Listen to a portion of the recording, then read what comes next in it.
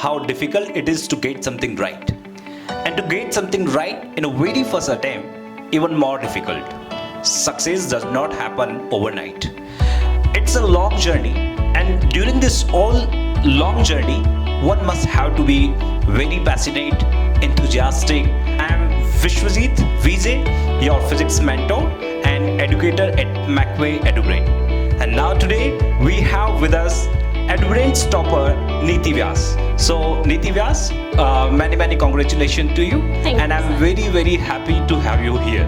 Thank you, sir. Neeti, I have pursued my JEE journey from class 11th, 2 years of journey, 11th and 12th for JEE Mains and JEE Advanced preparation.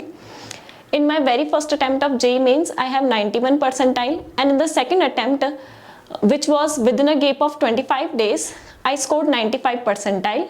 So my all India rank was 44,837 and 95 percentile I got. Yeah. So today Neeti Vyas with us, and we are very thankful to you that you come on our channel. Now Neeti Vyas is going to reveal her secret about how to crack the IIT JEE exams. Toughest exam every science students has dream. Her science student का ये dream होता है कि IIT JEE जो toughest exam है India का उसे crack किया जाए, और नीति व्यास ने ये करके दिखाया है. सो आज नीति व्यास हमारे साथ है and she is going to reveal her strategy, planning and how to crack the goals, the toughest goals, which is every science student has this dream. और उस गोल को किस तरीके से अचीव किया जाता है, आज नीति व्यास हमारे सामने इसको रिवील करने वाली है इस सीक्रेट को. सो नीति व्यास, should I start it? Yes, sir. Yeah. So नीति व्यास, मैं our first question is that जो साइंस की जर्नी होती है, सो साइंस की जर्नी आपकी 11th और 12th से स्टार्ट नहीं होती है. ये हमें बहुत पहले सोच लेना होता है कि नाउ आफ्टर 9th और 10th कुछ बच्चे जो है प्री फाउंडेशन की कोचिंग भी करना स्टार्ट कर देते हैं, और कुछ बच्चे जो होते हैं वो 10th के बाद अब उन्हें करियर ऑप्शंस के लिए 3 सब्जेक्ट्स में से कोई चूज करना होता है, या तो आर्ट्स या फिर कॉमर्स या फिर साइंस.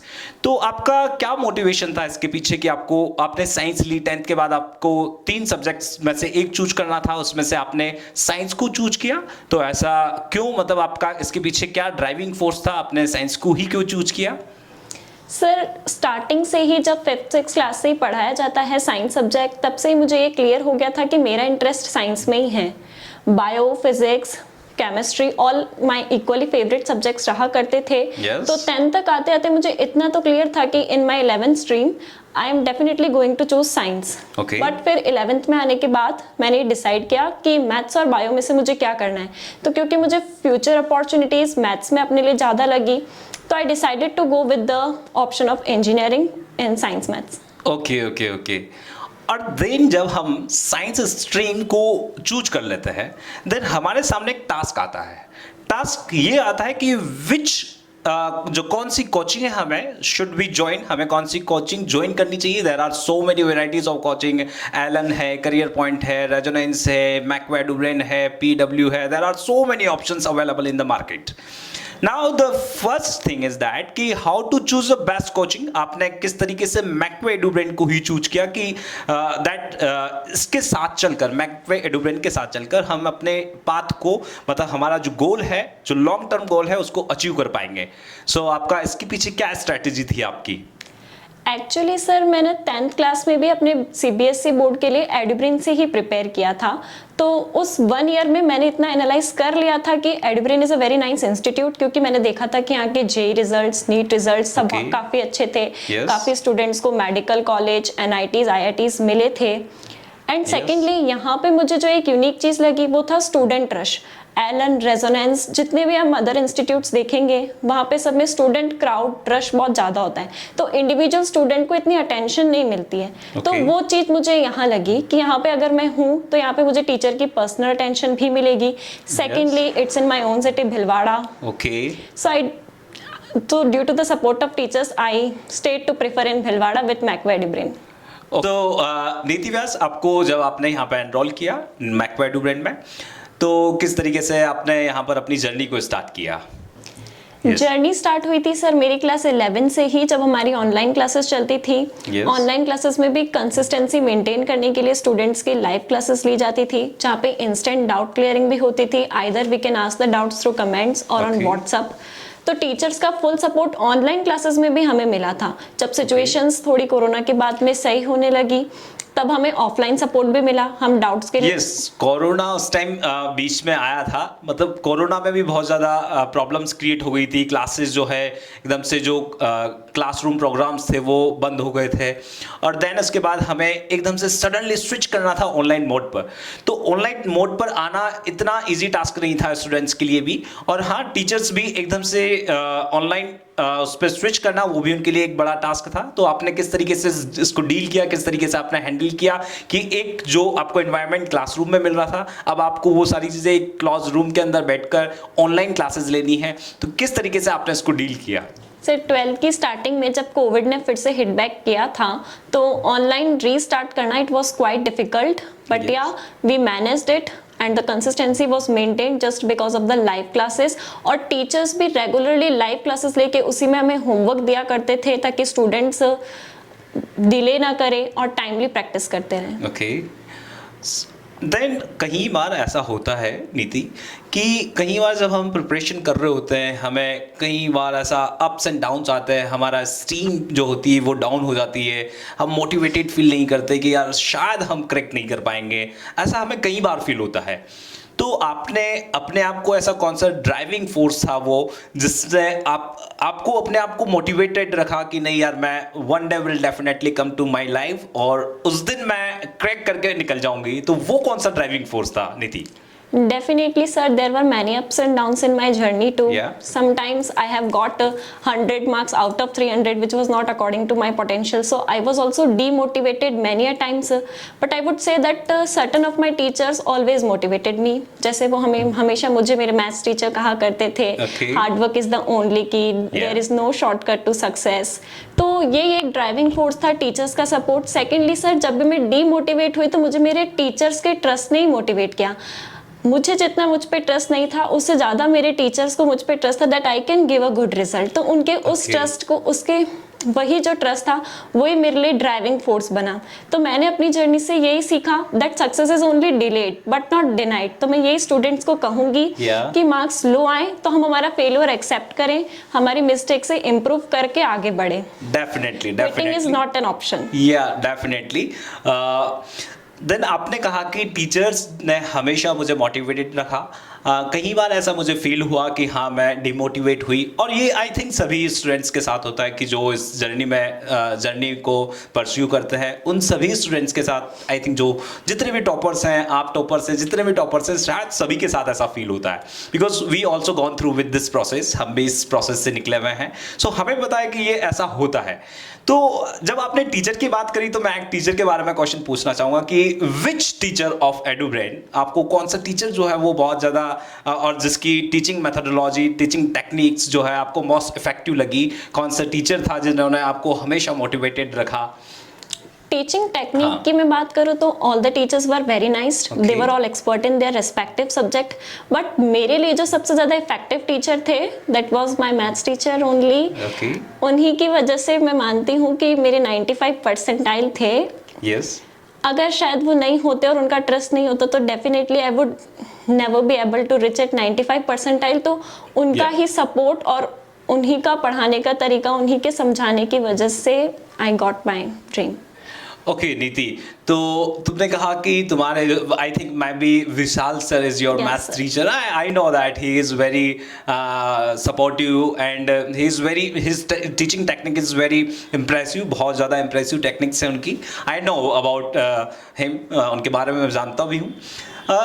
यहाँ पर ऐसा हुआ होगा कि तुम जब नीति इस ड्यूरेशन में चल रहे थे तो कई बार आपको टाइम मैनेजमेंट का बड़ा प्रॉब्लम्स हुई होगी कि किस तरीके से टाइम को मैनेज किया जाए। तो आप अपने थ्रू आउट द जर्नी में किस तरीके से आप अपना टाइम को मैनेज करते थे? आपका स्केड्यूल क्या होता था कि बच्चे अगर जो IIT जेईई अब प्रिपरेशन कर रहे हैं और आप उससे निकल चुके हैं, तो उन्हें आप क्या सजेस्ट करना चाहेंगे कि किस तरीके से उन्हें अपना टाइम स्केड्यूल जो है वो फिक्स करना बनाना चाहिए? टाइम स्केड्यूल किस तरीके से वो जो अननेसेसरी रोमिंग करते हैं अराउंड द स्ट्रीट्स, उससे किस तरीके से रॉक कर्व करके अपने गोल को अचीव करने के लिए टाइम स्केड्यूल कैसा होना चाहिए?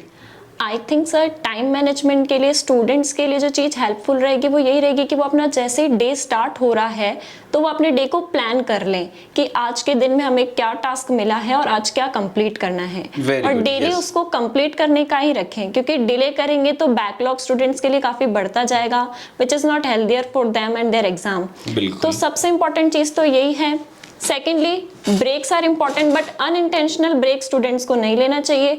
अनइंटेंशनल ब्रेक काफ़ी लॉन्ग हो जाएंगे, फिर पढ़ाई से इंटरेस्ट कम हो जाएगा। तो इंटेंशनल ब्रेक लें, कम ड्यूरेशन का लें, वो स्टूडेंट्स को बेस्ट हेल्प करेगा। और बेस्ट एडवाइस तो यही है कि टाइम टेबल बनाएं और उसे फॉलो करने की कोशिश करें। बिल्कुल नीति, आपने बिल्कुल ये कहा कि यहाँ पर अगर हम डेली अगर हमारे जो टास्क है उसको कंप्लीट नहीं कर पा रहे हैं तो एक पायल अप होती जाती है चीज़ें और हमारा मोटिवेशन डाउन होता रहता है, time to time motivation down होता रहता है और हम उस चीज़ से एक फोबिया सा क्रिएट हो जाता है कि हम उसको मैनिया की जगह फोबिया में क्रिएट कर देते हैं। इसलिए बिल्कुल सही लाइन थी कि आप छोटे छोटे गोल बनाएं और छोटे छोटे गोल के बाद एक लॉन्ग जो आपका लॉन्ग टर्म गोल है उसको अचीव करें। कई बार ऐसा होता है नीति कि हमारा जब एग्ज़ाम पास में आ जाता है, बिल्कुल एग्ज़ाम मान लो कि 1 मंथ 30 डेज़ ही हैं, तो 30 डेज़ के बाद हमें ये पता है कि हमारी जो ये जर्नी थी ये लॉन्ग ड्यूरेशन की थी, थ्रू आउट द मतलब ये 2 इयर्स की जर्नी थी। इस 2 इयर्स की जर्नी में हमने बहुत कुछ पढ़ा। अब आपको 30 डेज़ हैं, 30 डेज़ बाद आपको एग्ज़ाम देना है।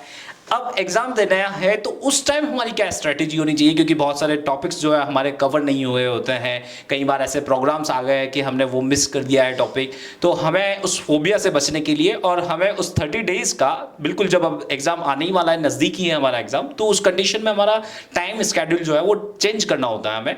और हमें जो हमारे वीक टॉपिक्स हैं उन पर ज़्यादा फोकस करना होता है और जो टॉपिक्स ऑलरेडी हमारे अच्छे टॉपिक्स हैं उन पर क्या करना होता है। तो उसके लिए किस तरीके से मैनेज करते हैं आप? किया मतलब आपने इन लास्ट 1 मंथ मैंने जो स्ट्रेटेजी फॉलो करी थी वो यही थी कि डेली एक 3 आवर्स का टेस्ट देना, जेईई मेन के प्रीवियस ईयर पेपर्स का ही।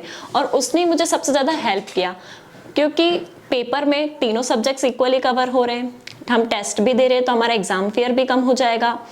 और जो टॉपिक्स ज़्यादा वेटेज का है उस पर स्टूडेंट का फोकस ज़्यादा जाएगा, तो इससे स्टूडेंट को सबसे ज़्यादा हेल्प रहेगी। तो लास्ट 1 मंथ में हमें रेगुलर टेस्ट देना है, उसी दिन उसका मिस्टेक एनालाइज करके हमारे डाउट क्लियर करने। It will be the best strategy that should be followed. हाँ नीति, तुमने कहा टेस्ट के बारे में कि टेस्ट हमें देना चाहिए। और कई बार ऐसा होता है कि जैसे मैं भी अगर फिजिक्स पढ़ाता हूँ क्लास में, तो मुझे भी पता है कि टेस्ट देना इट्स मस्ट है। मतलब हर बच्चे को टेस्ट देना ही चाहिए, चाहे वो ठीक है अगर उसका कोई सिलेबस कवर नहीं हो पाया है, नहीं पढ़ पाया है, तो उस कंडीशन में भी कई बार बच्चे ऐसे होते हैं कि सर हमने तो सिलेबस पढ़ा ही नहीं है, हम टेस्ट कैसे दें, हमें फोबिया है इस चीज़ का कि हमें टेस्ट में कुछ आएगा नहीं। तो आप उन बच्चों को क्या कहना चाहेंगे कि टेस्ट कितना इंपॉर्टेंट होता है किसी चीज़ को अचीव करने के लिए? अगर आपने इट्स ओके अगर आपने नहीं भी पढ़ा है सिलेबस, तो भी मेरे अकॉर्डिंग तो हर बच्चे को टेस्ट देना चाहिए। तो आप उनको क्या कहना चाहेंगे कि आपके लिए टेस्ट जो था, मॉड्यूल्स जो थे, वो कितने इंपॉर्टेंट थे? आई थिंक सर फोबिया स्टूडेंट्स को इसलिए भी क्रिएट होता है क्योंकि वो कंपटीशन देखते हैं और कॉम्पिटिटर से कॉम्पीट करने की कोशिश करते हैं। तो इसके लिए मैं स्टूडेंट्स को यही कहूँगी कि इट्स यूजलेस टू कम्पीट। हमें जो फर्स्ट टास्क करना है वो है सेल्फ इवेल्युएशन। तो टेस्ट देना इसलिए ज़रूरी है, फिर उससे हम सेल्फ इवेल्युएशन करें कि हम में क्या कमी है। अगर मार्क्स नहीं आ रहे तो इट्स ओके बस, बट ये क्वेश्चन आस्क करना है हमें हमसे कि हमारे मार्क्स क्यों नहीं आ रहे। जब हम उन कमी पे वर्कआउट करेंगे तो नेचुरली स्कोर बढ़ेगा और स्टूडेंट्स का एग्जाम फोबिया भी दूर होगा और वो टेस्ट देंगे। बिल्कुल, तो टेस्ट देना बहुत ज़्यादा इम्पोर्टेंट है। ओके, हम इस राह में रह रहे हैं जहाँ पर टेक्नोलॉजी भी बहुत अपने पीक पर पहुँच चुकी है।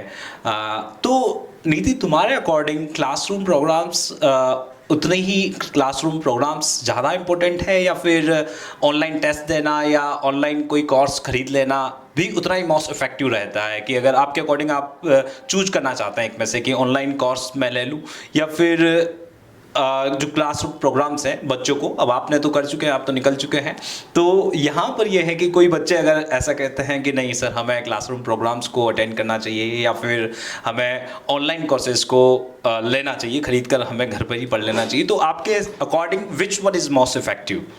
I think sir in my views offline coaching is definitely more effective. Okay. क्योंकि वहाँ पे टीचर आपके साथ है तो कंसिस्टेंसी मेंटेन करना भी काफ़ी इजी है, बट ऑनलाइन कोचिंग उतनी इफेक्टिव नहीं रहेगी क्योंकि रेगुलर डाउट क्लियर शायद आपका ना हो, इंस्टेंटली डाउट क्लियर ना हो पाए, टीचर सपोर्ट आपके पास मिसिंग है, कॉम्पिटिटिव एनवायरनमेंट मिसिंग है, इसलिए I would prefer that offline coaching is a better option, but no doubt for a dedicated student online coaching will also help.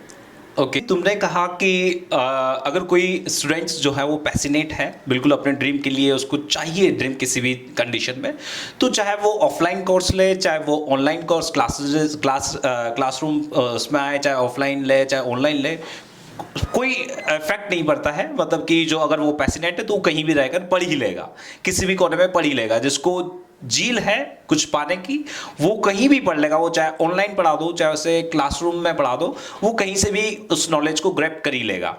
बिल्कुल।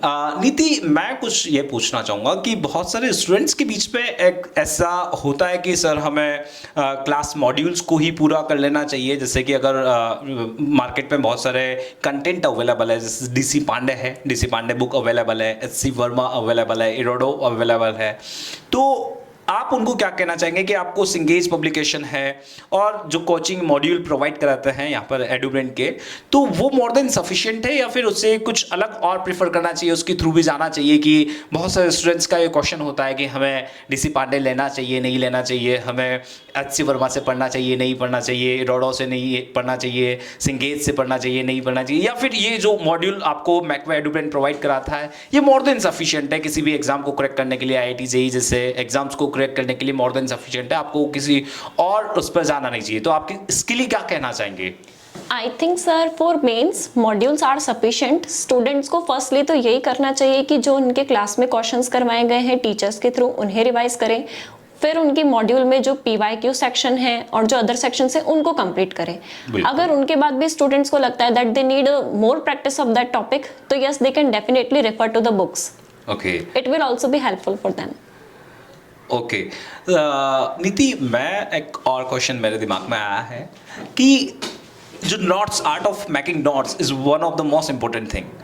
मैंने कई बच्चों की जो कॉपी है, नोटबुक्स हैं को देखा, उनकी इतने जंबल फॉर्म में वो लिखते हैं कि कुछ आप आज पढ़े हैं और आज के आप 30 डेज बाद अगर उस बुक को वापस से नोटबुक को देखेंगे तो आपको ऐसा लगेगा कि यार ये मैंने ही लिखा था क्या, है ना?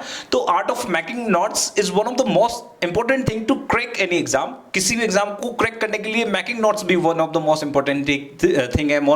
आपको किस तरीके के नोट्स बनाने चाहिए, और मैं आपसे पूछना चाहता हूँ कि आपने किस तरीके के नोट्स बनाए और आप क्या सजेस्ट करना चाहते हैं उन बच्चों को कि जो कि अभी उनका ड्रीम है अचीव करने का, तो आप उनको क्या सजेस्ट करना चाहते हैं कि नोट्स किस तरीके से बनाने चाहिए नोट्स ताकि वो लास्ट टाइम पर रिवाइज भी कर सकें और very short period of time में रिवाइज कर सकें?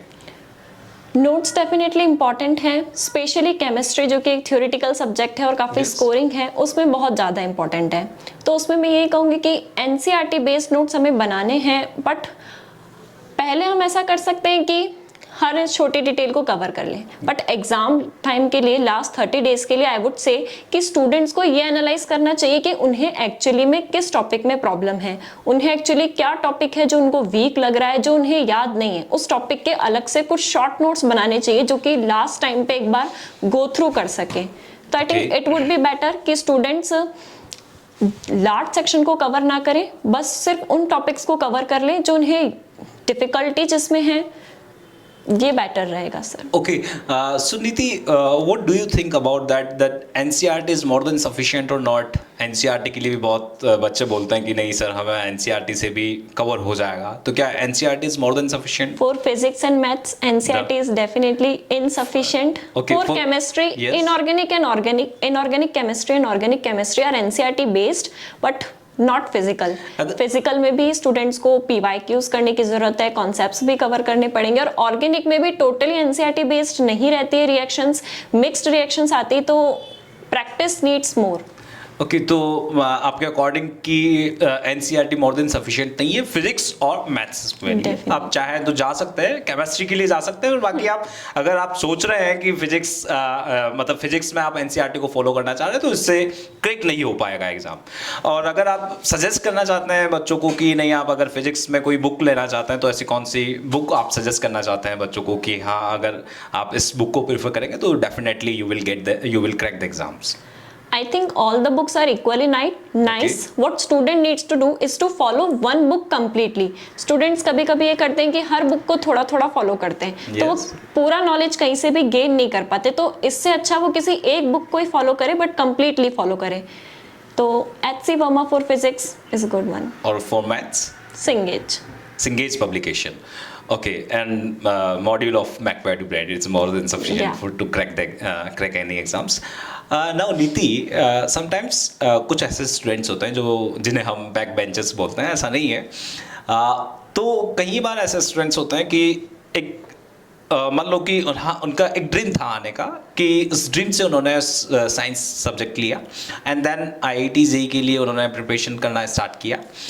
और कई बार कुछ ऐसे फैक्टर्स हमारे बीच में आ जाते हैं कि हम उसको एग्ज़ाम को मतलब हम अपने पाथ से डेविएट हो जाते हैं। डेविएट होने के बाद हम जो बहुत कुछ सिलेबस था वो कवर नहीं कर पाया, मतलब छूट गई हैं क्लासेस, छूट गई हैं, डेविएट हो गए अपने पाथ से, कुछ अलग कामों में लग गए हैं। तो देन उसके बाद उन्हें अगर कुछ एक सर्टेन टाइम पीरियड बाद उन्हें लगता है कि नहीं यार, हमने कुछ गलत कर दिया है, और एग्ज़ाम भी थोड़ा नज़दीक तो नहीं है पर हाँ ठीक है, अब उन्हें लगा ऐसा कि उन्हें बीच में ऐसा लगा कि नहीं यार, हम एक गलत पाथ पर चले गए, हम डेविएट हो गए हैं अपने पाथ से। तो कुछ सिलेबस अगर उनका कवर नहीं हुआ है तो उस कंडीशन में आप उन्हें क्या बताना चाहेंगे, उन्हें क्या कहना चाहेंगे कि नहीं आप भी कर सकते हैं, इट्स ओके, कोई ऐसी कोई देर नहीं हुई है, इट्स ओके, अगर तुम डेविएट हो गए थे नो प्रॉब्लम, ऐसी इतनी ज़्यादा देर नहीं हुई, अभी भी आप इस कंडीशन में भी जहां आप खड़े हैं वहां से अपनी जर्नी को वापस स्टार्ट कर सकते हैं। तो आप उनको क्या कहना चाहेंगे कि आप वो वहां से कैसे जर्नी को स्टार्ट करें कि अगर ऐसा हो गया है उनके साथ तो?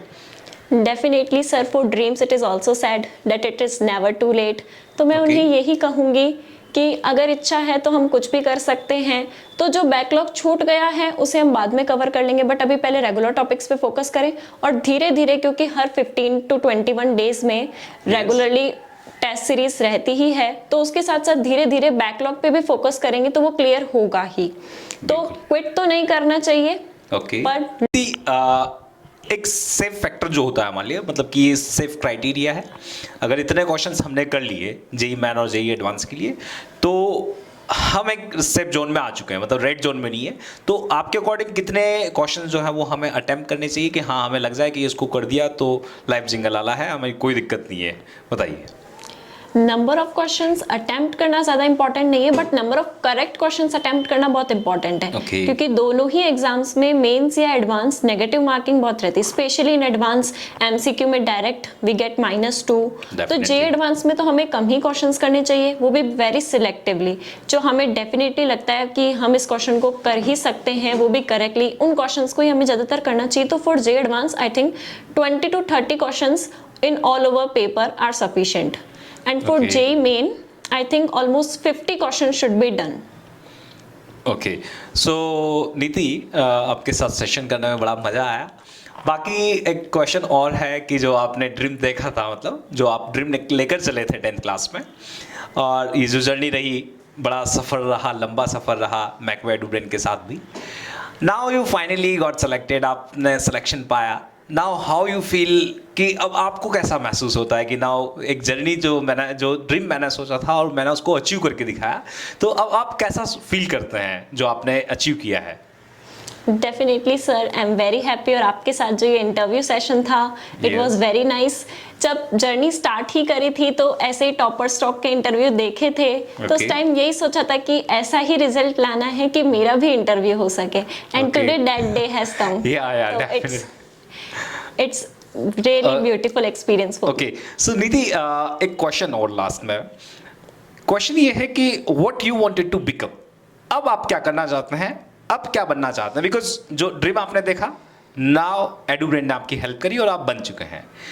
अब आप क्या बनना चाहते हैं फ्यूचर में, कि आप मतलब क्या चेंजेस लाना चाहते हैं सोसाइटीज़ में, जो आप ड्रीम को परस्यू करना चाहते हैं, जो आपका लॉन्ग टर्म वाला विजन है, वो क्या है?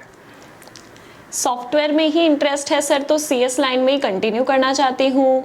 कुछ वेब डेवलपमेंट्स, ऐप डेवलपमेंट्स में ही। आगे का इतना तो अभी क्लियर नहीं है, अभी कॉलेज में और एक्सप्लोर करेंगे, बट डेफिनेटली या तो either after the 4 years I will go for a job और Okay. For MS but not MTech। Why? Thank you very much, Niti. I am very thankful to have you here. बहुत मुझे मतलब अंदर से मुझे बहुत अच्छा लग रहा है कि आप यहाँ आए हमारे साथ, आपने इंटरव्यू दिया. So thank you, I am very thankful to you. चलिए मिलते हैं नेक्स्ट टॉपर के साथ. तब तक के लिए thank you and bye bye.